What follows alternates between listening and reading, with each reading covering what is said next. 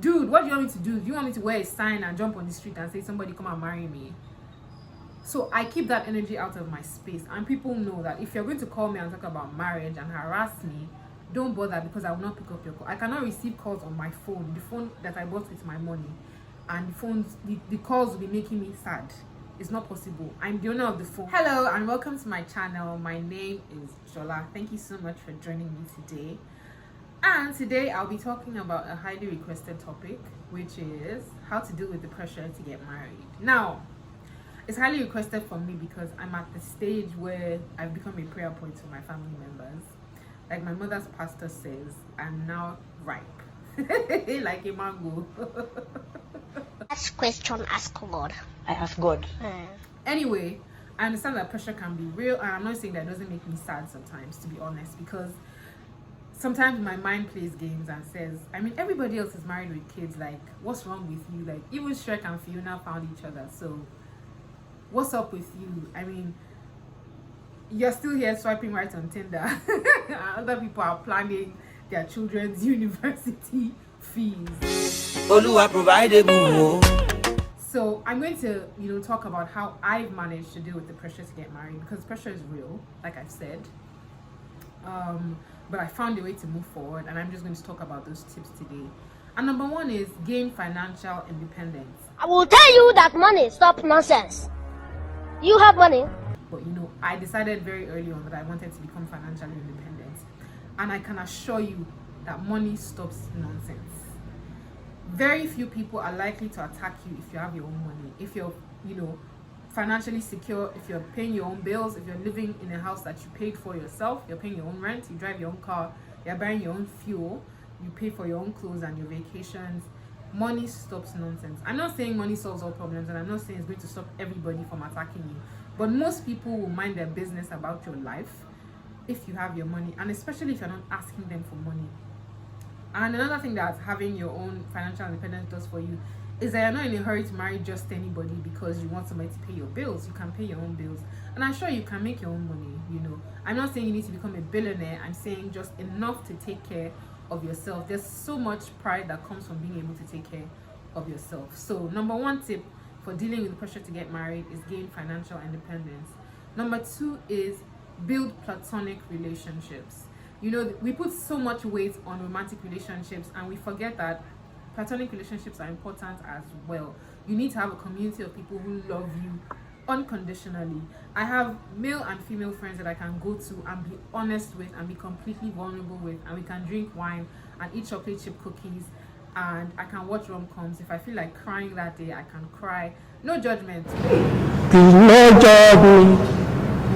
Why you judge me? My next point is love yourself intentionally. I know a lot of people talk about self-love and all of that, and take a bath and light a candle and all of that, but that's not what I'm talking about. By loving yourself intentionally, I mean pay attention to the things that are important to you, the things that you want in a relationship, and find a way to give them to yourself. Now for me, I notice that I love it when men speak to me in a way that affirms me, when they speak sweet words to me, and when they look at me like a double Oreo chocolate milkshake. When they or double chocolate Oreo milkshake. I'm not sure if I got that right, but they look at me like I'm special, like I fell from heaven. And I realized that I was always falling for guys who did that for me, whether they were good for me or bad for me. So I decided to just start doing that for myself. I look at myself in the mirror, and even when I shoot these videos, I look at myself and I'm like, girl, you are so fine, you're so beautiful. It should be legal for somebody to be this fine.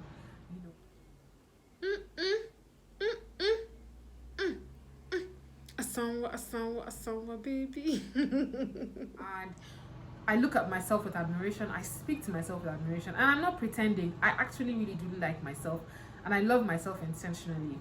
Whatever I see that I like, I take myself out to the movies, I take myself out to dinner, to lunch, I buy myself gifts. Love yourself intentionally. Whatever you want somebody else to do for you, I know it won't be the same as if somebody else is doing it for you, but you can fill up your cup. Even if not completely full, at least you can get to a certain point. So you need to set strong boundaries. You can only control yourself. You can't control what other people do, but you can make sure that they act right in your space, or you keep them out. You have to be very jealous about your boundaries and be very careful who you allow in your space. There's some phone calls I don't pick anymore because the only thing they want to hear is, are you married now? And I can't have that conversation, because if they constantly keep badgering me with, are you married now? When are you getting married? We're waiting, no, time is going. And I'm like, dude, what do you want me to do? Do you want me to wear a sign and jump on the street and say, somebody come and marry me? So I keep that energy out of my space. And people know that if you're going to call me and talk about marriage and harass me, don't bother, because I will not pick up your call. I cannot receive calls on my phone, the phone that I bought with my money. And the calls will be making me sad. It's not possible. I'm the owner of the phone. I get to decide if I want to speak to this person or not. I know it sounds harsh, but to be honest, you need to protect your space. You need to protect yourself, because just one word from somebody can make you sad for a whole month. So set strong boundaries. Don't pick calls from people who make you sad and who just harass you for being single. Don't hang around them. If you have to avoid them, do so. Avoid that toxic energy. Avoid people who want to pressure you into marrying just anybody that comes your way. And my final point is, enjoy your life. See, you have been given this life. It is a gift. It will be unfair and just ungrateful, I'm sorry to say, for you to be miserable all your life because you are single. Come on. No. There's so much more to life than being married. And I, Monjola Oluwa, for one, I will not be miserable just because I'm single. I refuse it. Whatever I need to do to enjoy this life, I will do it. I laugh, I dance, I have fun. I go where I'm wanted. If some people say, because I'm not married, I have nothing to contribute to their society, I go where I'm needed. There will always be somebody who wants me there. I am deliberate about enjoying my life, because this is the one life I have. I will not spend years being miserable because I'm not married. It doesn't make any sense. And I just encourage you, do not allow anybody to make you miserable because you're single. You're going to get sad some days. I get sad some days. I'm not going to even pretend here and do any aspire to perspire story and tell you, oh, whatever you do, pull yourself up by your bootstraps. No, I get sad and I wonder and I worry and I'm thinking, am I doomed to be single? Something. It comes to my mind, right? But I don't sit there and stress myself and become miserable. What I do is move on and focus on what I can control. What can you control now? Is it your career? Put your energy into your career. Is it your finances? Is it, you know what? Find something else to channel that energy into, instead of just sitting around and being miserable. Be deliberate about enjoying your life. Travel. If you have the money, and if you don't have the money, save it. People that are traveling, they have only one head, just like you. Save the money to travel and see the world. Go back to school. Do something and keep moving and enjoying your life. Make sure your life is as rich as you can make it, because it does not make any sense to sit down crying about something you can't control. You know, I think that's the scariest thing about, you know, being single and this entire marriage and relationship thing, is that you can't create smart goals to decide by the end of this year I'm going to be married and I'm going to, this is my deadline. Do you get what I'm saying? Like, it's not realistic because there's somebody else involved, so you can't really take control of it. And I don't like being, you know, I don't like not being in control. I don't like not being able to plan my life and plan that, okay, by this time. So that's the thing about it. You can't control it. So what you will do is surrender and focus on what you can control.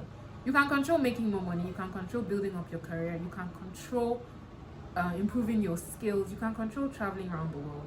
Focus on what you can control. I know it's easier said than done, but to be honest, there'll always be something in life to look forward to and always be a reason to be miserable, and you cannot take a chance of misery. Life is beautiful.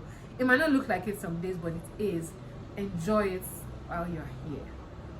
I hope that these tips help you, because they help me on the days when I'm not crying and drinking wine and eating chocolate chips. But I hope that they help you like they've helped me. And I just wish for you that you find love, and that you get everything that your heart desires, because I know how it feels to want it more than anything.